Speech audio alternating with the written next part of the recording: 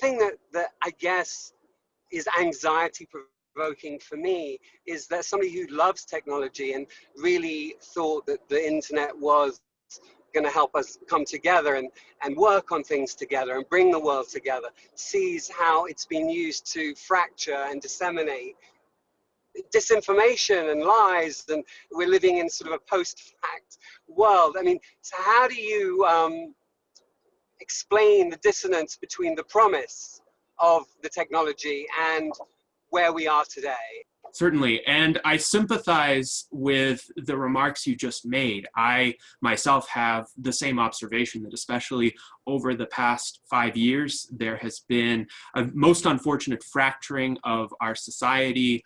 These social media filter bubbles lead to essentially a lack of common ground of facts for people to relate to when discussing contemporary issues and seeking to resolve them. And I think the problem stems from the design of a lot of the social media ecosystem, how the platforms are developed not to advance some sort of shared pursuit of truth, but rather to keep people maximally engaged. And the architects of those platforms in various ways have determined that maximizing kind of affective emotional responses, which sometimes are hostile responses or responses built in fear or anger or suspicion, would be the most effective way to keep people engaged. So it's possible to have a different architecture of these kinds of platforms. I would say the early internet was better for that purpose because there weren't these social media walled gardens that tried to keep people in. Rather, there were millions of independent websites and forums and communities, each of which had a different flavor, but there was a common system of navigation among them. And so people could very freely jump among them. And that still exists today.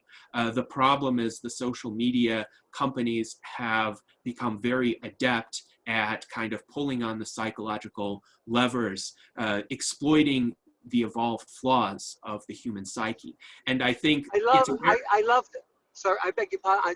I love this commentary and I love these ideas.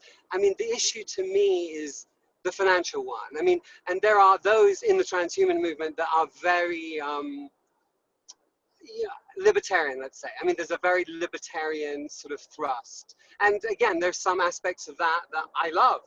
And then there are other aspects that don't, to me, make sense. And part of it is, you're right, like if these were set up with a different architecture, perhaps with a different value set, they would work not, I was going to say as intended. I guess as intended would have been to make money, so they are working as intended. But as intended from a truth basis, or at least a community basis, or at least with the idea of forming robust, intellectual, fact-based communities.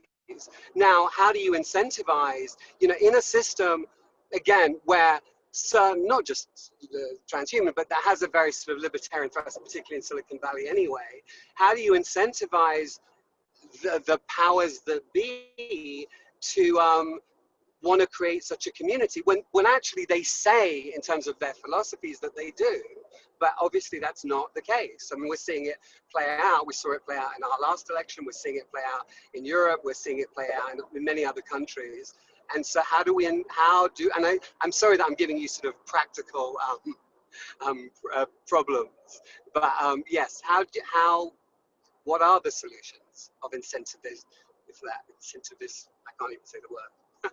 Yes. So how to incentivize the search for truth and constructive behavior on social media? That's a great question. And I would say there are some models that work, some organizations that have been successful at that. For instance, Mozilla Firefox created a browser that is essentially based on open source concepts and user privacy and security, where they intentionally say not only are they going to not track the user, but they're going to block other websites and applications that try to track the users. Or DuckDuckGo, which is a search engine that essentially promises complete privacy of one's search history, which is great for individuals. And I think it's important to understand, even for people with a libertarian persuasion, and certainly we have a lot of those in the transhumanist movement, money is not the only value.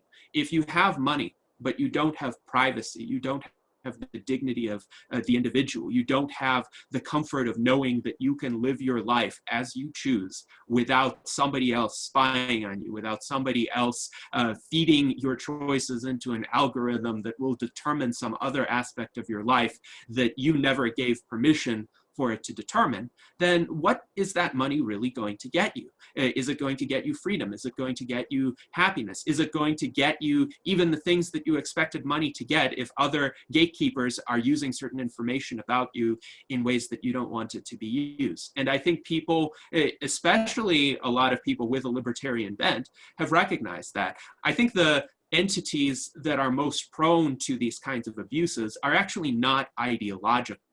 They're driven by a kind of short-termism, the quarterly earnings mentality, which is an incentive issue too. The way public corporations are structured in the United States, even if somebody is a good person, and I think actually Larry Page, Sergey Brin, Mark Zuckerberg, even Jeff Bezos are generally good people. But because they have, even Jeff Bezos, but they have publicly traded companies, and they are beholden to their shareholders. If they all of a sudden say, we want to restore the original motto of Google, don't be evil, and we want to consistently follow that, then their shareholders, some activist shareholder associations especially, might decide, well, these CEOs, they're not fulfilling their fiduciary duties, so we're going to sue them for not maximizing profits. And I think that's a problem of institutional design. I'm very much in favor of concepts like benefit corporations, which have an additional purpose besides profit maximization. I also think sole proprietorships, the purer form of capitalism, actually have the potential of greater value alignment, because if the proprietor is a decent individual and the proprietor cares about more than just money, which virtually all decent individuals do, then that person is going to treat their customers well. That person is going to treat their employees well. That person is going to consider what is the impact of my business, my activities on the society in which I want to live. And I think it's also important for every person to see themselves not just as a financial unit, a revenue generating unit, but as a complete human being with other priorities, other goals in life. And how does one advance the whole picture of what one seeks to achieve, the kind of life that one seeks to live, while of course trying to do well in a material sense.